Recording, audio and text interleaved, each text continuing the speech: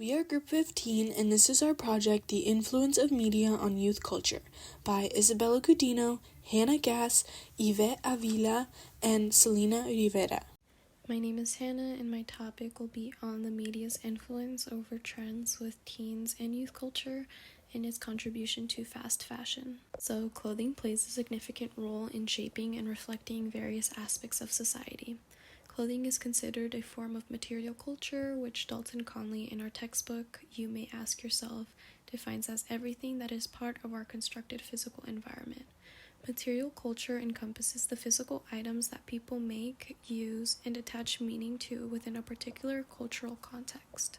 In terms of clothing today, there is an emphasis and importance on fashion and couture and wearing clothing for the sake of boosting one's relevance. For example, in his article titled Social and Cultural Factors Influencing Consumers' Acceptance or Rejection of Fashion Trends, Veronomy explains that they desire to wear a newer something as they feel fashioning exposes the symbol of their self-esteem and their societal platform. He not only reinforces the idea that clothing plays a significant role in our society by evoking a sense of confidence in the wearer, but also brings up the fact that consumers feel the need to buy clothing so that they fit in.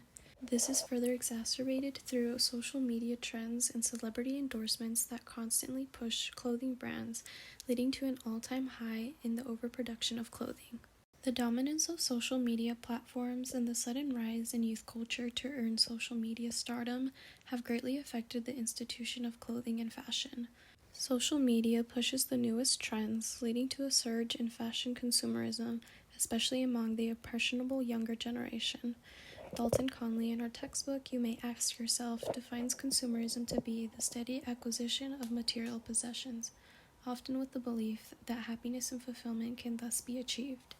Clothing trends, marketing, and the constant turnover of fashion all contribute to the consumerism, but social media and influencers in particular have sped up the life cycle of fashion trends, resulting in fast fashion. In Hannah Ewan's Vice article titled Trends Used to Come Back Around Every 20 Years, Not Anymore, she highlights that even a few years ago, a trend would last for a year or two. This whole cycle currently runs through from start to finish in months or even weeks. And here are some graphs showcasing the various stages of the trend cycle with its introduction, rise, peak, decline, and obsolescence. The top left one shows the normal trend cycle that was in place, and the bottom right one shows how it has begun to speed up and shorten. Previously, the 20-year cycle called for pop culture trends to phase out within a year or so.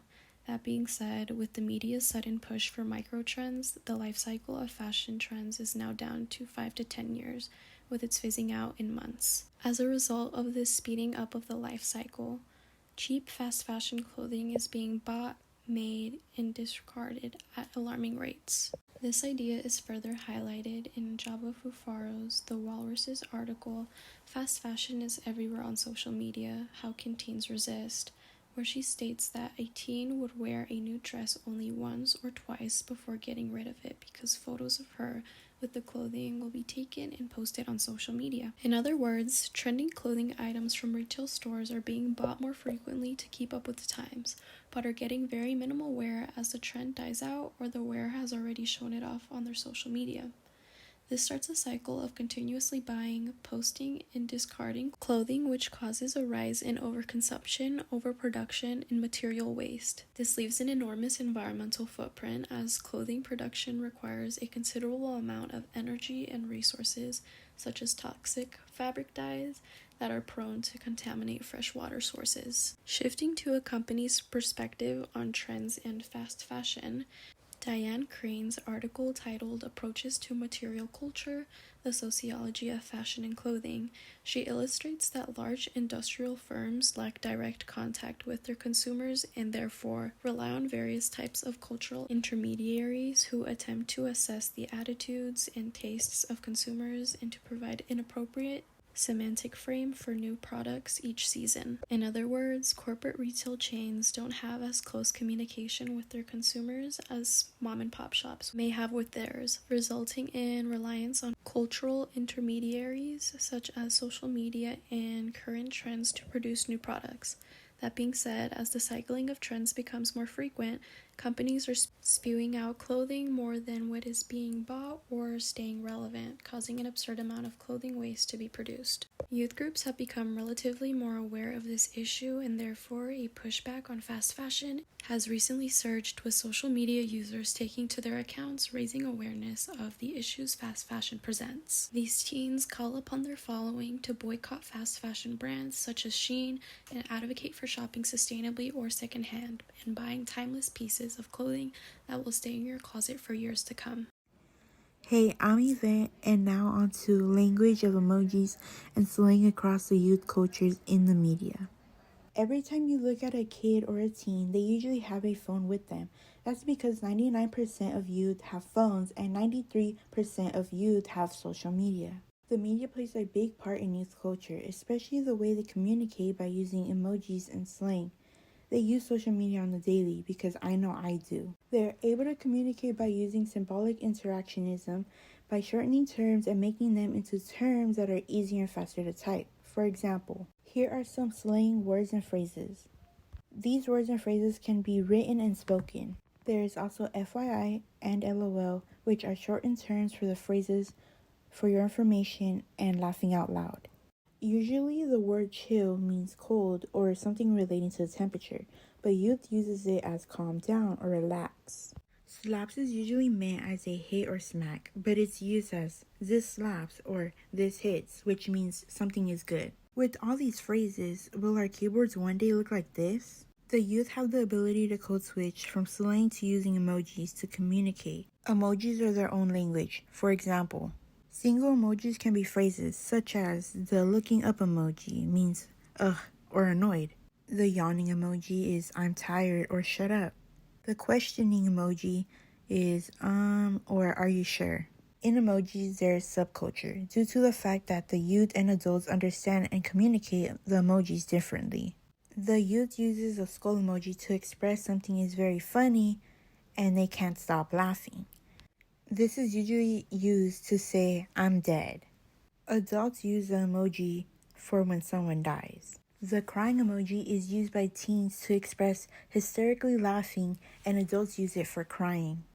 Slang and the use of emojis are causing youth to have poor communication skills and writing abilities.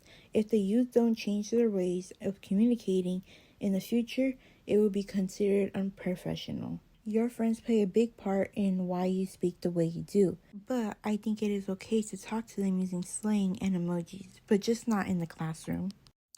Hi, I'm Selena, and my topic is how online friends' influence is becoming greater than family influence.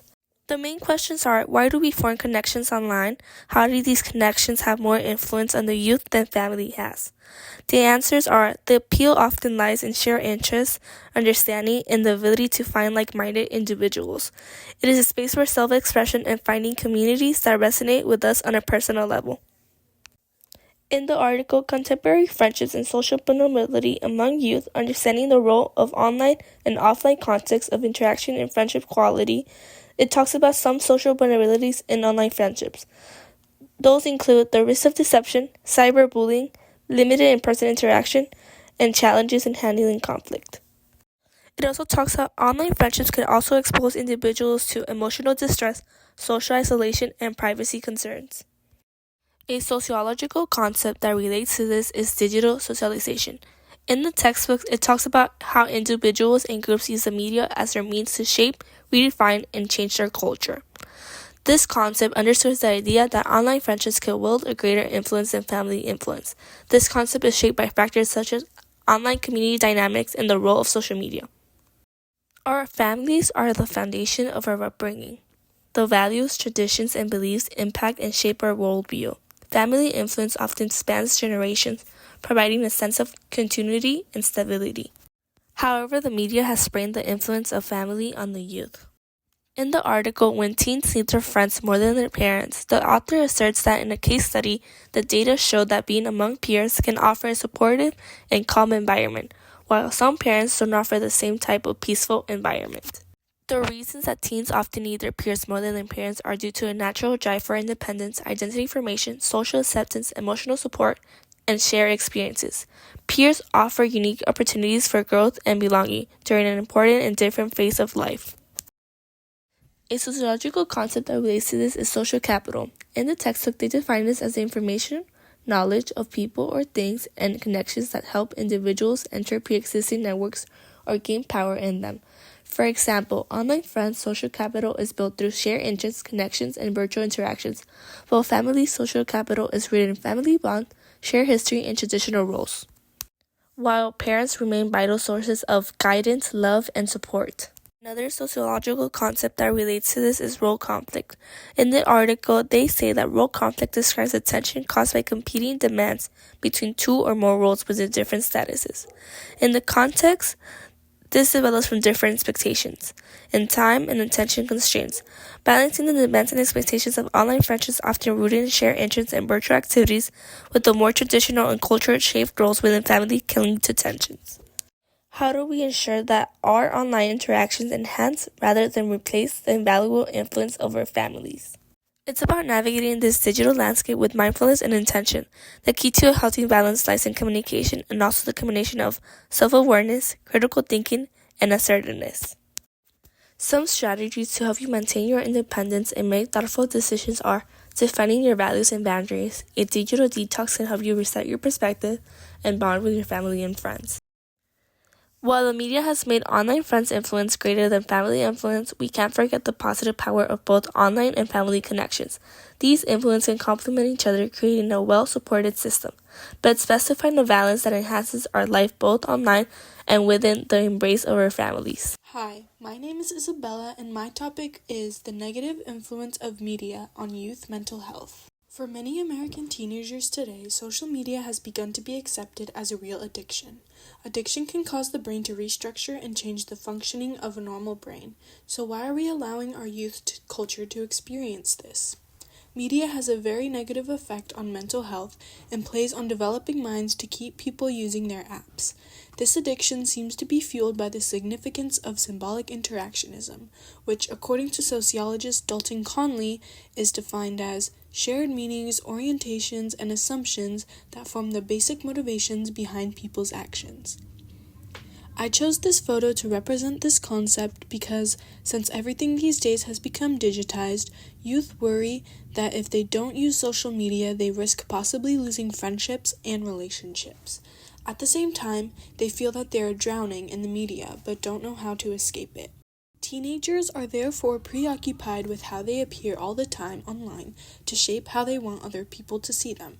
This phenomenon is referred to as the looking glass self, which Conley defines as the self emerges from our ability to assume the point of view of others and thereby imagine how they see us.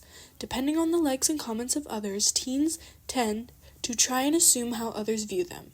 I chose to use this image of the person looking at different versions of them to represent the looking glass self because it shows how you can perceive different versions of yourself depending on other people's opinions and points of view. Some could see you as an angel and others could see you as a devil, for example. In her article, Smartphone Social Networks and Teen Anxiety, Creating Online Images Can Feed Anxiety, Sarah Whitehart highlights that the pressure to maintain a certain image on social media can easily cause anxiety to become uncontrollable.